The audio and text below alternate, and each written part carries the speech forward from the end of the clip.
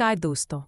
ये तो आप जानते ही हैं कि 2023 में भारत ने G20 की अध्यक्षता कर एक इतिहास रचा है और ऐसा ही कुछ एक नया इतिहास रचने वाला है दक्षिण अफ्रीका।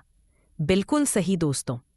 G20 शिखर सम्मेलन 2025 अब की बार दक्षिण अफ्रीका के जोहान्सबर्ग शहर में आयोजित होगा और इस बार दक्षिण अफ्रीका ने G20 की थीम भी दी है सॉलिडेरिटी, इक्वलिटी, सस्टेनेबिलिटी, यानी कि एकजुटता, समानता और स्थिरता।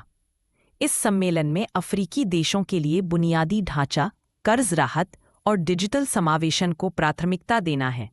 साथ ही संयुक्त राष्ट्र, विश्व बैंक, अंतर्राष्ट्रीय मुद्रा कोष जैसी वैश्विक संस्थाओं में सुधार की आवश्यकता पर जोर देना है ताकि वे तेजी से बदलती दुनिया को दर्शा सकें। भारत दक्षिण अफ्रीका के साथ मिलकर इस पर जोर देगा कि G20 में लिए गए हरित विकास समझौते और बहुपक्षीय विकास बैंक सुधारों को जमीनी स्तर पर लागू किया जाए।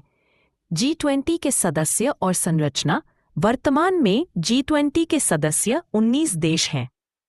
अर्जेंटीना, ऑस्ट्रेलिया, ब्राजील, कनाडा, चीन, France, Germany, Bharat, Indonesia, Italy, Japan, Mexico, रूस, सऊदी अरब, दक्षिण अफ्रीका, तुर्की, यूनाइटेड किंगडम, संयुक्त राज्य अमेरिका। इसके अलावा 2 अन्य क्षेत्रीय संगठन भी हैं, यूरोपीय संघ और अफ्रीकन संघ। G20 के 2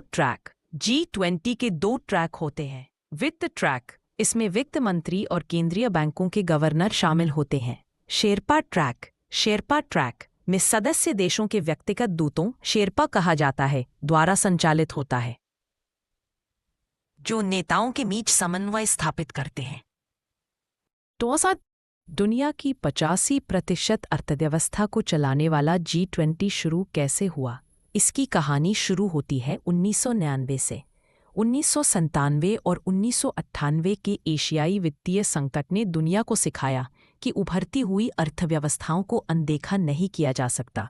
इसके परिणाम स्वरूप 1999 में G20 की स्थापना हुई, लेकिन ये शुरू में सिर्फ वित्त मंत्री और केंद्रीय बैंक मंत्रियों का एक अनौपचारिक मंच था। G20 में सबसे बड़ा बदलाव 2008 में वैश्विक आर्थिक संकट के दौरान आया। जवाब में G20 को राष्ट्रीय अध्यक्षों के स्तर तक उन्नत किया गया। पहला लीडर्स समिट 2008 में वॉशिंगटन DC में हुआ।